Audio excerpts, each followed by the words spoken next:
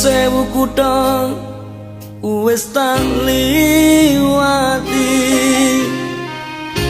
sewu ati tak takoni, nanging kabeh padha ora ngerteni